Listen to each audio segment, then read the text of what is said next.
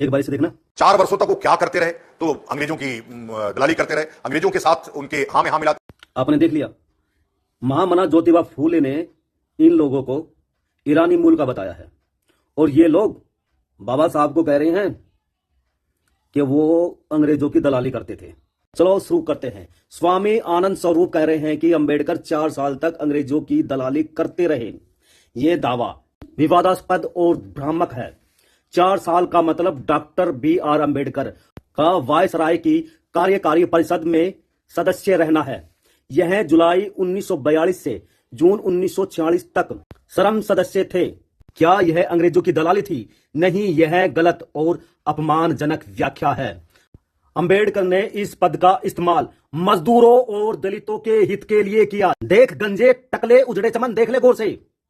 उन्होंने श्रम सुधार किए, काम के घंटे सीमित करना, मजदूरी बढ़ाना, स्वास्थ्य बीमा, प्रोविडेंट फंड, ट्रेड यूनियन को मजबूत करना, दामोदर घाटी परियोजना की नींव रखना आदि। अंबेडकर ब्रिटिश साम्राज्य के कट्टर आलोचक थे। देख टकले उजड़े चमन, जातंकवादी, गुंडे, आतंकवादी, गौर से देख।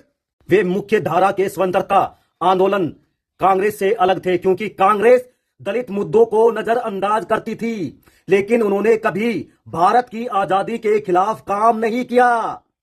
कई अन्य भारतीय नेता भी ब्रिटिश निकायों में शामिल हुए थे। यह रणनीतिक था, न कि गद्दारी। यह दलाली कहना एक पक्षपाती और झूठा प्रचार है। जो कुछ हिंदूवादी, देख हमेशा पिछवाड़ा, हिंदुओं के ही पिछवाड़े में आग लगती है अंबेडकर के नाम से। हिंदुत्ववादी विचारधाराओं से जुड़े लोग अंबेडकर की विरासत को कमजोर करने के लिए करते हैं। अब सोशल मीडिया इस टकले और इस गंजे आतंकवादी गुंडे के बारे में क्या बताता है, देखो।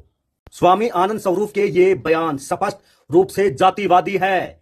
वे ऊपरी जातियों की श्रेष्ठता को बनाए रखने और बहुजन आंदोलनों को विभाजनकारी बताकर इसका विरोध करते हैं। इससे समाज में नफरत और विभाजन बढ़ता है, न कि समानता। तथ्य हमेशा साफ करते हैं कि जातिवाद का कीड़ा सिर्फ उनके दिमाग में है, बल्कि उनके प्रचार में भी फैल रहा है। यह है इनकी जातिवादी आतंकवादियों की सच्चाई। इन कट्टरपंथी हिंदुओं के पिछवाड़े में सिर्फ अंबेडकर के नाम से ही आग लगती है। बाकी महापुरुषों के बारे में ये कुछ नहीं बोलते, उनका कोई विरोध नहीं करते, सिर्फ अंबेडकर दिखता है।